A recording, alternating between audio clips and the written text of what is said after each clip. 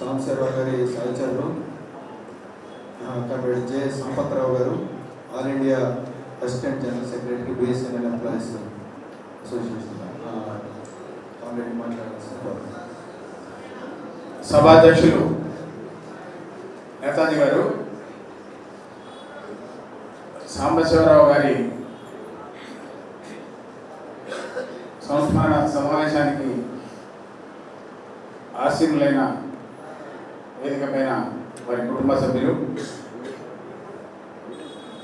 నా సహచరులు, postal LIC నాయకులు, బంధుమిత్రులు అందరికీ BSNL employees union all India union తరఫున మీ అందరికీ కృతజ్ఞతలు తెలియజేస్తున్నాను. ఎందుకు అంటే సాంబశివరావు గారి సంస్మరణ సమావేశానికి పొద్దుపోయినా కానీ వచ్చి ఆధారవుతున్నాను. సాంబశివరావు గారికి నాకు 41 సంవత్సరాల అనుబంధం. 1984లో అప్పుడున్నటువంటి యూనియన్ ఏఐటియు క్లాస్ 3 అని పిఎంటీలో ఉండేది టెలికాంలో. ఆ యూనియన్ మహాసభలు వరంగల్లో పెట్టినప్పుడు వరంగల్ ఆర్జీసీలో పివి నరసింహారావు గారు ప్రధాన వక్తగా ముఖ్య అతిథిగా వచ్చినటువంటి ఆ సమావేశంలో సాంబశివరావు గారు వచ్చారు. అప్పటి నుండి సాంబశివరావు గారి యొక్క శక్తి యుక్తులను గమనిస్తూ ఆయన పోరాట పటిమను కళ్ళారా చూసిన వాడిగా మేనేజ్మెంట్ పైన ఏ విధమైనటువంటి ఒత్తిడి తీసుకురావాలి, సమస్యలు పరిష్కరించుకోవాలనేటువంటి పద్ధతిని నేర్చుకున్న వాడిగా 1993 జనవరి 4వ తారీఖు నాడు ఏలూరులో సాంబశివరావు గారు అధ్యక్షులుగా, నేను కార్యదర్శిగా ఎన్నుకోబడ్డాను. అప్పటి నుండి 10 సంవత్సరాలు ఉమ్మడి రాష్ట్రానికి అధ్యక్ష కార్యదర్శులుగా పనిచేస్తూ ఉన్నాం. సాంబశివరావు గారు మా కుటుంబంలో ఒక పెద్ద, నాకంటే వయసులో పెద్ద, ఆ విధంగా కుటుంబంలో ఒక పెద్దగా ఆయన వివరించేవారు. ఆ సాంబశివరావు గారు ఈ రోజున లేరు అని అంటే చాలా బాధగా ఉంది. ఈ సమావేశానికి కంటే ముందు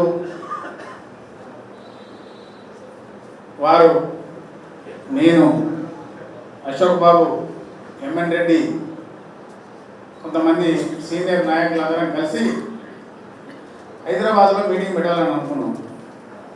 కానీ దురదృష్టవశాత్తు ఆల్ ఆఫ్ ఏ సడన్ ఈ న్యూస్ రావడం జరిగింది. చాలా బాధాకరం. 81-82 సంవత్సరాలు వచ్చినటువంటి సాంబశివరావు గారు బతకాలని ఇంకా కుటుంబ సభ్యులు కోరుకుంటారు, బంధుమిత్రులను కోరుకుంటాం, అందరం కోరుకుంటాం. ఆయన మా సమావేశానికి హాజరు కాకుండానే వెళ్ళిపోయారు మధ్యలోనే. నెక్స్ట్ మంత్ సమావేశం. ఈ విధంగా సాంబశివరావు గారు ఉపన్యాసం ఇస్తే కంచు కంఠం. మీ అందరికి తెలియదు ఏం లేదు, గుంటూరులో నేను కొత్తగా చెప్పేది ఏం లేదు, నా అనుభవం, నేను ఆయన కంచు కంఠం అని నేను ఆస్వాదించాను. ఉపన్యాసం ఇచ్చేటప్పుడు అనేక కథలు చెప్పేవారు. నా రిటైర్మెంట్ 2011లో అయినప్పుడు వారు వచ్చి ఒక వక్తగా ఒక పిట్ట కథ చెప్పారు. ఆ పిట్ట కథ ఏంటంటే, 2 పోర్షన్లలో 2 కుటుంబాలు ఉంటాయి. ఒక పోర్షన్లో యంగ్ జంట పెళ్ళై 4 రోజులైంది వచ్చారు. ఇంకొక పోర్షన్లో అప్పటికే 20 సంవత్సరాలు పెళ్ళైన జంట ఉంది. ఈ నెల రోజులు పెళ్లి కాని జంట ఎప్పుడు కొట్లాడుతూ ఉంటాం, పోట్లాడటమే. వీళ్ళింట్లో ఎప్పుడు కిలకిల నవ్వులు. ఒక ఒకరోజు ఆ కొత్త పెళ్లి కూతురు అడిగిందట, అంకుల్ అంకుల్ మేము నెల రోజులే అయింది పెళ్లి చేసుకొని రోజు దెబ్బలాడుతున్నాం, మీరు 20 ఏళ్ళు అయింది పెళ్లి చేసుకొని మీరు రోజు నవ్వడమే ఏంటి అసలు అని అడిగితే, ఏం లేదమ్మా, మా ఆవిడకు కోపం వచ్చి వంటింట్లో నుంచి గిన్నె విసిరితే దాన్ని నేను ఇలా క్యాచ్ చేస్తా, క్యాచ్ చేసినప్పుడు నేను పక్కపక్క నవ్వుతా నాకు తగలేదు అని. నా కోపం వచ్చినప్పుడు నేనేదో నిశ్చయిస్తే ఆమె అందుకుంటుంది నాకు తగలేదు కదా అని చెప్పి ఆమె నవ్వుతూ ఉంటుంది. ఈ విధంగా ఈ నవ్వులాట అనేది ఈ విధంగా వచ్చేటువంటి నవ్వులాట మేము మీలాగనే ఓట్లాడిన వాళ్ళమే మొదటి నెలలో, 2వ నెలలో, 3వ నెలలో అంతా సర్దుకొని పోవాలమ్మా అని చెప్పి నచ్చజెప్పేటువంటి ఒక ఉదాహరణ ఇస్తే మొత్తం ఆ సమావేశంలో అందరూ కూడా చాలా నవ్వడం జరిగింది. అయితే సాంబశివరావు గారు స్వర్గస్థులైనందుకు ఇప్పుడు అనేక మంది రజనీకాంత్ గారి తండ్రి సాంబశివరావు గారు, హలో మీటింగ్, సాంబశివరావు గారి తండ్రి మన రజనీకాంత్ గారి తండ్రి సాంబశివరావు గారు కాలం చేసినందుకు సంతాపం తెలియజేస్తున్నారు. ఫేస్బుక్లో చూస్తున్నాం, అనేక మాధ్యమాల ద్వారా చూస్తూ ఉన్నాం.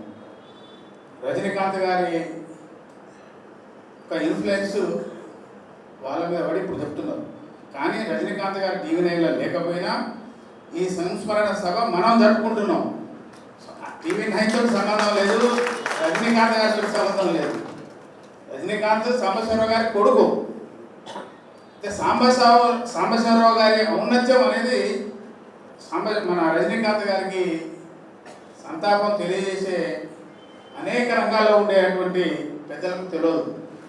మనకు తెలిసింది సాంబశివరావు ఒక ఉద్యమకారుడు, అనేక త్యాగాలు చేశారు, అనేక రకాలైనటువంటి పోరాటాలు చేశారు. రజనీకాంత్ను కానీ ఈ విధంగా సమాజానికి అప్పచెప్పారు. ఆ విధంగా విజయలక్ష్మి ఒక టీచర్గా ఆమె ఎదిగింది. సాంబశివరావు గారి మనవరాలు, నేను నీకు తాతను, నేను నీకు ఏం కోరుతున్నానంటే నువ్వు పెద్ద లాయర్ కావాలి. ఇప్పుడు యాదవుతుంది. ఇప్పుడు కూర్చో. ఎందుకనంటే నీకు మీ నాన్నగారి మీ తాతగారి ఇద్దరి యొక్క తెలివితేటలు వచ్చి నువ్వు పెద్ద మేధావి లాయర్ కావాలని చెప్పి కోరుకుంటూ ఈ కుటుంబానికి మేము ఉన్నామని, అండగా ఉన్నామని చెప్పి హామీ ఇస్తూ సాంబశివరావు గారికి నివాళులు అర్పిస్తూ వారి ఆత్మశాంతి చేకూరాలని చెప్పి కోరుకుంటూ సెలవు.